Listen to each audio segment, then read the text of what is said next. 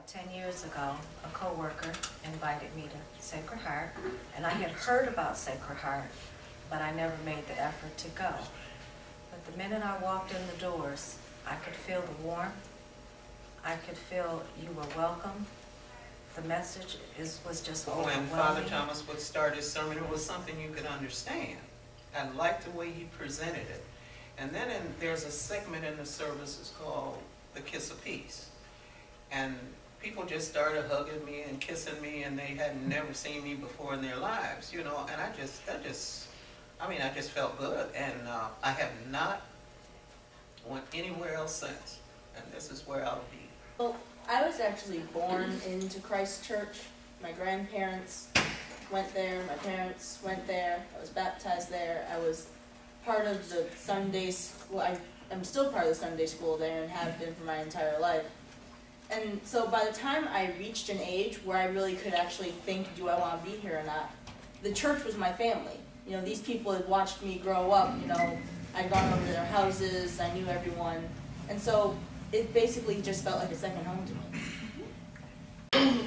And when I started going to the downtown synagogue, the way I really got involved was because we began, as of last summer, celebrating Friday night services for Shabbat that basically just involved singing just old songs. And what I was missing in my Jewish upbringing was singing beautiful songs, and so I think that in that space we don't have a rabbi formally at all, and we're very much like lay-led, and there's a lot of young people involved who like have similar backgrounds of not fitting in the suburban Jewish community, who have found a Judaism in Detroit that they really resonate with. I go to Jefferson Avenue Presbyterian. I've been there since 1982, and one Sunday I decided to go in. It's a very welcoming, accepting church. It's become more diverse in terms of different nationalities and representation.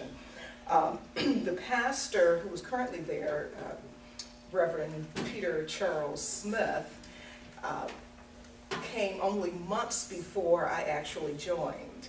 And because of his insights and his vision, I decided to stay. So I've been there, like I said, all this time. Most of our services last 1 hour, like many mass services do, and I like that. It's a very organized congregation, a very active congregation. I'm LaShawn Jackson. I belong to Judah Temple Church of God in Christ. Came into the Church of God in Christ, I would say about 21 years ago. I went with her that Sunday and never left. It was just, I mean, the love, the feeling of peace. You know when you come into your own, as they say. You know when you are at the place where you belong. And that's what I felt like. I felt like I was at home. My name is Isabella Howard. I started going to New Calvary Baptist Church when I was 4 years old. I love New Calvary. They had Vacation Bible School, they had BTU, they had Sunday School, they had Bible study, they had plays, they had everything that you wanted, and the neighbors, so we were protected. The church was right on the corner, so we just walked to the church, and we were always busy in the church. We had church picnics. It was always something going on. Jeanette Marble from Iroquois Avenue, Christ Lutheran Church.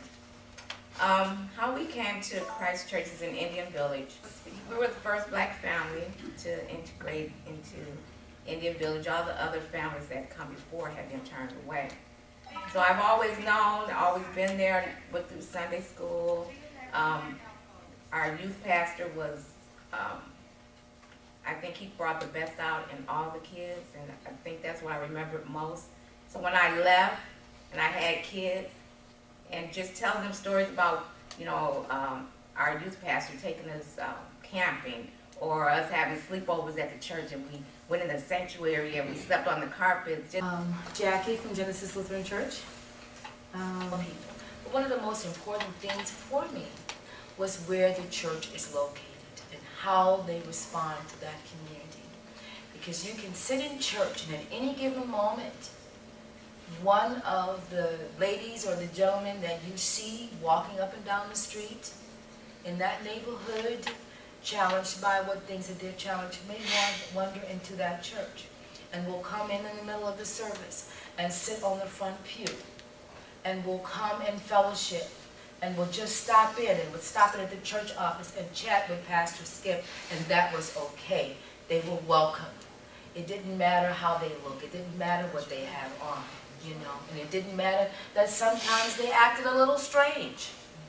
You know, we're all God's people. Jerwayne Taylor, St. Charles Church. To be honest, I didn't know any other black Catholics growing up, besides my family. And in fact, I would get teased in school about being Catholic. But with Catholic Church never preached against other churches. And I stood fast to that. They never spoke about God, your community, charity, and loving one another. So I never had a desire to leave. I'm still at St. Charles, been over 20 years. I love it. We do a lot in the community. We still have dance, we still sing, and it's like a rebirth. The congregation gets lower, and then when people realize that they need God, they come back. And when they come back hard. When I got to really thinking about Messiah, Messiah is just not a church, they're more for the community.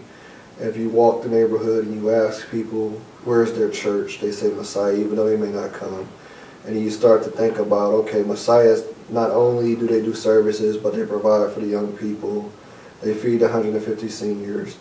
And 78, they saw the neighborhood going downhill, so they decided to rebuild.